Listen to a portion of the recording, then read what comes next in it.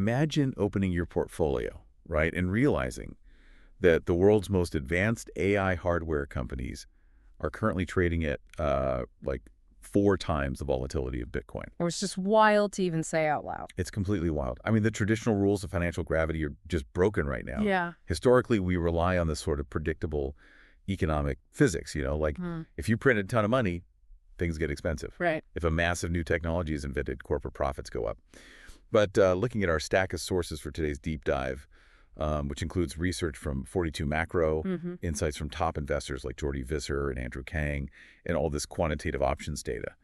We're basically looking at a financial landscape that is ripping itself apart in 2 completely opposite directions. Yeah, it really is. We basically have 2 massive, just unstoppable forces slamming into each other right now. Okay. On one side, there's this aggressive deflationary tsunami of what they're calling the age of abundance, right? Yeah. Brought on by AI and robotics. Right, the tech side. Exactly, the tech side. But then on the other side, you have the incredibly inflationary reality of global sovereign debt. The government side. The government side, yeah. And institutional investors are desperately trying to navigate this collision, and they're doing it by relying on really deep quantitative volatility signals and cross-asset correlations, because honestly, the old macro playbooks are essentially useless right now. They're just throwing the textbooks out the window. Pretty much, yeah. So our mission today is to unpack that collision, understand the data that's actually driving these market moves, and figure out how these underlying mechanisms actually work in reality. Yeah, let's get into it. So let's look at the deflationary side first. The AI native economy, because the numbers coming out of the startup trenches in these sources are just staggering. They really are. We aren't talking about, autocomplete chatbots anymore. The sources detail autonomous agents doing the work of entire corporate departments. Like, take this company called Overlap. Oh, yeah, the video guys. Yeah, Overlap. They build these autonomous video editing and distribution agents. And the data says they have generated 2 billion impressions across social media. 2 billion. 2 billion.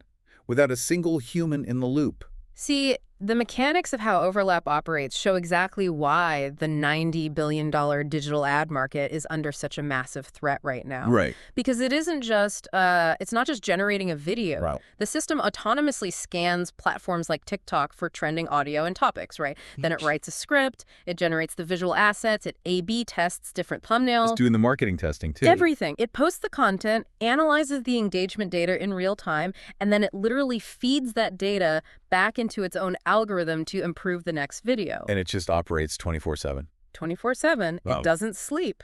I mean, a traditional company wanting 2 billion impressions, they would have to hire an ad agency, pay a media buyer, and shell out millions for actual ad space. Millions. Yeah. And Overlap just drops that cost to literally the price of compute. Exactly. And what's crazy is it's not just B2B marketing. Like, look at this other one, Tolan. The Alien app. Yes, the Alien app. It's an AI companion app where users interact with these customized, friendly digital aliens. Which sounds so niche, but... But they are doing over $10 million in revenue. Wow. And the data shows it's largely being adopted by Midwestern moms who are using the AI for emotional support and just practical daily guidance. Right. Or look at Hot Plate. This is a platform powering over $100 million in sales for independent pop-up chefs. Oh, right. The ones operating out of their apartments. Yeah, they operate out of their apartments using just Instagram, completely bypassing the need for a brick-and-mortar restaurant lease. And see, the thread connecting all of these, an AI video editor, an alien therapist, and an apartment-based restaurant empire. Yeah. The common thread is a zero marginal cost intelligence layer. Great. Break that down for me. So AI is aggressively stripping away the fixed costs of doing business and interacting with the world. It is replacing expensive, finite human labor and, physical real estate with cheap, infinitely scalable digital compute. And that digital abundance, it's bleeding directly into the physical world now. Oh, absolutely. Because Andrew Kang from RoboStrategies, he lays out this thesis in the sources on humanoid robotics companies like Figure AI. Right. And he breaks down the total addressable market, the TAM, for humanoid robots. And he says it isn't some niche manufacturing sector. No. It is essentially the $50 trillion global human labor market. Which is just a mind-bending number. But the math on physical abundance is what truly breaks traditional economic modeling here. How so? Kang maps out the unit economics. So you purchase a humanoid robot for $50,000. Okay. That robot works 3 shifts a day, 24 hours a day, 365 days a year. Because it doesn't need to sleep or take a union break? Right, exactly. So when you amortize that $50,000 hardware cost over a, say, 5 to 7 year lifespan, and you factor in electricity and basic maintenance, the effective cost of physical labor drops to an unbeatable $2 to $3 an hour. $2 to $3 an hour. Yeah. I mean, reading this, it immediately reminds me of the invention of the tractor. Oh, that's a good analogy. Right. Mm. Because before the tractor, agriculture required just massive amounts of human and animal labor. Yeah, it was brutal. It was grueling, it was slow, and it was fundamentally capped by physical exhaustion. You could only do so much. Right. And then the tractor comes along, and suddenly one person can do the work of 50. It completely re-architected human civilization. So humanoid robots, they're basically the tractor for literally everything else. Everything. Manufacturing, logistics, cooking, cleaning. Right. So, okay, if technology is about to make physical labor and digital intelligence practically free, Yeah. the immediate assumption, at least for me, is that corporate profit margins are just going to absolutely explode. Right, that's the logical leap. Yeah, like my instinct is to just blindly throw money into tech equities because the cost to run those businesses is dropping to near zero. And that is exactly where investor Jordi Visser's thesis comes in and completely dismantles that assumption. Okay. He argues that AI abundance actually destroys traditional growth assets through a mechanism he calls hyper-competition. Hyper-competition. Yeah, because you have to remember, the market is always forward-looking. Right. Historically, a great company trades at a high multiple, say 20 or 30 times its current earnings, right? Sure. Because investors believe it has a moat, they are paying a premium today for the certainty of that company's terminal value 3, 5, or 10 years down the line. Like Apple's sticky brand ecosystem. Exactly. Or Google's search algorithm. You pay that multiple premium because you know nobody can easily just spin up a server and replicate those monopolies. But in an AI-dominated world, if competitors can replicate a core business process at zero marginal cost in a matter of seconds, that corporate moat evaporates. It's just gone. It's gone. What took a startup a year and $5 million to build back in 2021 now takes a solo developer a weekend. Oh, wow. And we are already seeing this hyper-competition threaten the margins of the biggest AI labs themselves. Oh, the model routers. Yes, the model routers. This concept in the sources just completely blew my mind. It's fascinating. So companies like Stripe and Ramp are building these API routers, right? And instead of a business locking itself into a massive, expensive enterprise contract with OpenAI or Anthropic, Right. they just use a router. So when a user submits a query, the API instantly analyzes the first 500 characters, calculates the computational complexity of the request, and automatically routes it to the cheapest, smartest model available for that exact task. Exactly. Which very well might be just a free open source model. Right. It doesn't even have to be a paid It one. literally turns multi-billion-dollar intelligence labs into commoditized utilities, like electricity. And so think about the downstream effects of that. If the fastest-growing companies in human history are facing hyper-competition that threatens their future margins, the implications for a traditional software company or a logistics firm in the S&P 500 are severe. Oh, yeah. Investors are realizing they cannot confidently predict terminal value anymore. Because anyone could disrupt them tomorrow for free. Exactly. And when future cash flows become unpredictable, the options market starts pricing in massive uncertainty, and the premium investors are willing to pay for the stock collapses. Wow. That is the literal definition of multiple compression. Which brings us perfectly back to that shocking data point from the very beginning of our deep dive. Right, the volatility number. Yeah. We tend to think of crypto as the volatile Wild West of investing. Sure. But recently, Micron, which is a massive, crucial hardware player in the AI infrastructure boom, Huge play. they hit a 60-day realized volatility of 120. 120. Meanwhile, Bitcoin's 60-day realized volatility was only 24. See, the implied volatility in the options market tells us exactly how institutional money is viewing these cross-asset correlations right now. Okay, unpack that. An implied volatility of 120 means the options market is pricing in violent, massive swings in Micron's underlying stock price. Right. Traders are paying massive premiums just for downside protection. They are hedging heavily against the AI infrastructure trade because they are terrified that this hyper-competition will wipe out hardware and software margins. So the data actually proves it. Yes. The data proves AI abundance is profoundly deflationary. It drives the cost of everything, including corporate equity valuations, towards zero. Okay, so if AI is about to make the cost of running a business plummet, you'd think we're entering this era where our money goes further, like the ultimate deflationary dream. You would think. But that dream is slamming headfirst into a pretty terrifying reality on the government side, which is an inflationary debt spiral. Because while technology is aggressively creating abundance and driving prices down to zero, global governments are aggressively creating scarcity and driving inflation up. Right. And to really understand this, we have to look at the macro framework provided by the research firm 42 Macro in our sources. Yeah, let's get into their paradigms. They categorize the global financial situation into a progression of paradigms, right? Starting with paradigm A, which they bluntly label the debt disease. The debt disease. Yes. The United States is currently staring down over $40 trillion in national debt, and they're compounding this problem by running record non-war, non-recession budget deficits. Which is just historically unheard of. And I want to be really clear here, because looking at the historical data from 42 Macro, this debt disease isn't a red or blue issue. No, not at all. The math doesn't care who is in office. The debt has ballooned under every single recent administration. Bush, Clinton, Obama, Trump, and Biden. Yeah, it crosses all party lines. It's just a systemic addiction to leverage that spans decades. It is. The system itself requires continuous debt expansion just to function at this point. Right.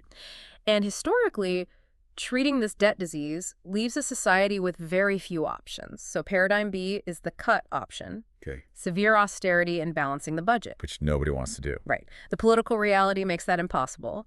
No politician is going to willingly trigger a massive depression by cutting government spending to zero. Obviously. So paradigm C is run the economy hot, where you attempt to grow GDP fast enough to outpace the actual debt burden. But the sources are flashing warning signs that paradigm C is breaking down right now. It is. And we are rapidly shifting toward paradigm D, which 42 Macro calls print the demand. Print the demand, exactly. And to really grasp why this shift is happening, I was thinking about this basic household budget analogy. Okay, let's hear it. So imagine a homeowner, and this homeowner represents the government. Right. And they take out a massive adjustable rate mortgage. That mortgage represents issuing sovereign bonds. Now, for years, the interest rate on that mortgage was near zero, right? So the homeowner could easily afford the monthly payments, no problem. Cheap money. Exactly. But suddenly, the bank hikes the interest rate. The homeowner is instantly bankrupt, entirely unable to pay the new massive interest payments. That's exactly it. And translating that to the global bond market shows exactly why paradigm D is absolutely inevitable right now. Because of the yields. Because of the yields. We are witnessing a geopolitically driven supply-demand imbalance in sovereign bonds. Right. The 30-year nominal treasury yield in the U.S. recently reached 2007 levels. Wow. In France, yields hit 2008 levels.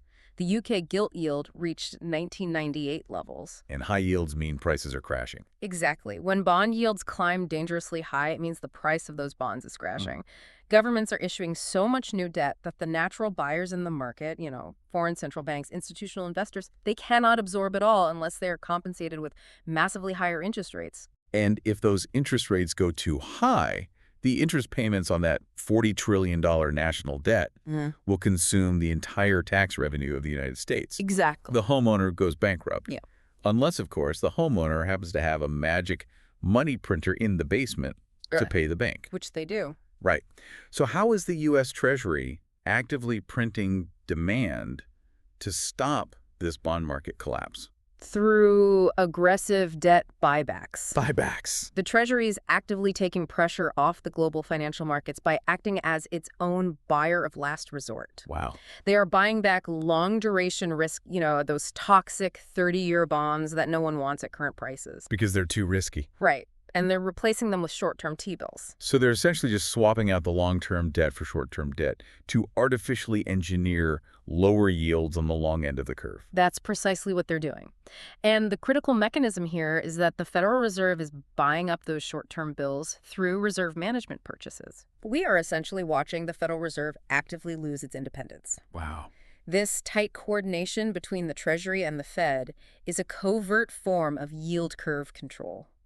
They are creating a closed loop of printed money to absorb their own debt issuance. That is paradigm D. So capital has to flow somewhere, right? It always does. And institutional investors are trapped right in the middle of this massive collision. AI is hyper-commoditizing businesses, causing multiple compression in traditional equities. Yep. And at the same time, governments are trapped in a debt spiral, forced into this covert yield curve control and perpetual fiat debasement. It's a vice. So how do you allocate a portfolio when the gravity of both tech and macroeconomics is completely inverted? You look for the scarcity trade. The scarcity trade. Yeah. Because if fiat currency is constantly being debased to service the debt disease, and traditional corporate growth assets are having their moats destroyed by AI hypercompetition, capital will naturally flee toward assets that are fixed, finite, and completely outside of that legacy system. Which explains Jordi Visser explicitly calling Bitcoin the purest AI trade. Exactly. Because it acts as a mathematically fixed, scarce asset, serving as a hedge against an age of infinite digital and physical abundance. That's the thesis. And the quantitative data actually backs up that narrative. Yeah. The sources highlight this recent 7 Sigma weekly move in Bitcoin, where it shot up 23% in just a few days. Right, and we should explain that, because the 7 Sigma move breaks standard statistical probability models. It's massive. Yeah, a 3 Sigma event is considered a rare anomaly. Right. A 7 Sigma event in a single week implies a massive structural inflow of capital. Like whales moving in. Yes.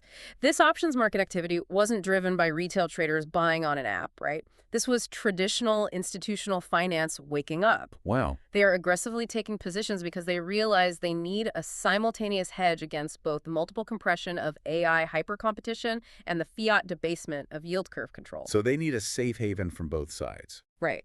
And gold is playing a similar role, moving up as a physical scarcity hedge alongside the digital one. Okay, so Bitcoin is positioned as the ultimate macro scarcity hedge for this exact moment in history. Yes.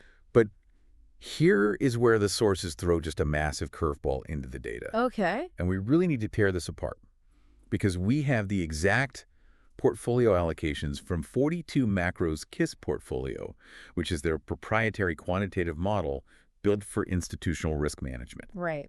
Currently, they have 10% in cash, specifically floating rate treasuries, 60% in stocks, which is maxed out because the broader macroeconomic weather model is still bullish. Yep. 30% in gold, also maxed out, having ridden a 120% gain this spring. Huge gain. And 0% in Bitcoin. Zero. They sold their entire allocation down to absolute zero. Yep. Wait a minute. I have to challenge the logic here. Go for it. We just established, using their own paradigm D framework, that fiat currency is systemically broken and money printing is inevitable. Yeah. We established that traditional corporate moats are dying. Yeah. And we established that Bitcoin is the purest scarcity hedge against AI abundance. Right. So why on earth would 42 Macro, knowing all of this, sell their Bitcoin down to zero? See, it forces us to separate long-term macroeconomic narratives from short-term quantitative risk management. Okay. The answer lies in the mechanics of volatility-adjusted momentum signals, or VAMs. VMS. What exactly is VMS measuring in the options data? So VMS doesn't care about a 10-year philosophical narrative regarding fiat debasement. It doesn't care about this story. Not at all. It cares purely about the mathematical reality of cross-asset correlations and market liquidity in the present moment. Right now. Exactly. When 42 Macro analyzes the global financial system, they track how liquidity flows. When borrowing costs spike or when the Treasury maneuvers alter the plumbing of the financial system, liquidity begins to dry up. Okay. And when that happens, hedge funds and institutions have to de-risk. And when they de-risk, that liquidity doesn't just drain out of the market evenly. Yeah. Right? No, definitely not. It evaporates from the furthest end of the risk spectrum first. Crypto and high beta assets lose their institutional bid way before the core of the S&P 500 feels the pain. Exactly. And the VMS for Bitcoin broke down into what they call the bearish band. Ah, The implied volatility and cross-asset correlations flashed a quantitative warning that short-term liquidity was exiting the asset class. the math told them to get out. The mathematical probability of a severe drawdown outweighed the long-term scarcity narrative. But if they genuinely believe in the long-term thesis of Bitcoin as a hedge, why sell it and incur the trading costs? I mean, why not just hold through the volatility? Because institutional risk management is entirely organized around the difference between a type 1 error and a type 2 error. Okay, let me see if I can map this out. Yeah, go ahead. A type 1 error would be a false alarm. Right. It's an annoying whipsaw. You sell an asset because your quantitative risk model flashes red, the asset chops around sideways for a few weeks, and then it goes back up. So you are forced to buy back in at a slightly higher price. It's incredibly frustrating, but financially, it's just a paper cut. Right, you'll survive it. Yeah.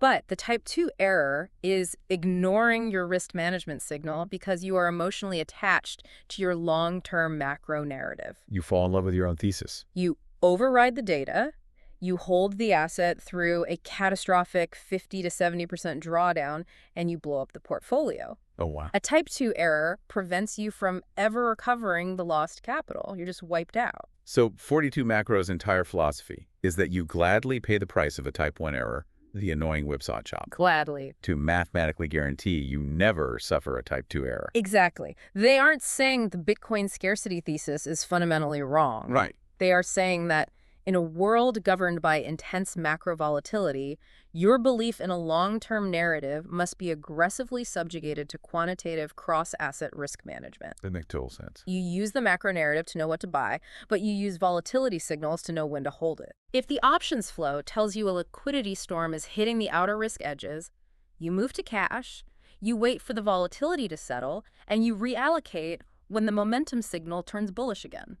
I mean, that requires a level of mental agility and emotional detachment that most traditional investors simply aren't used to. It really does. You have to hold two conflicting truths in your mind simultaneously, right? Yeah. The asset is the ultimate long-term hedge, but it is currently too dangerous to hold. Yeah. You just can't rely on the textbooks from 10 years ago to navigate that. So as we navigate our own careers and portfolios, we are standing exactly at the nexus of these two historical forces. We really are. We have to balance the incoming tsunami of AI and robotics abundance, which threatens to hyper-commoditize businesses and destroy traditional corporate moats, against the stark reality of macroeconomic debt and covert yield curve control.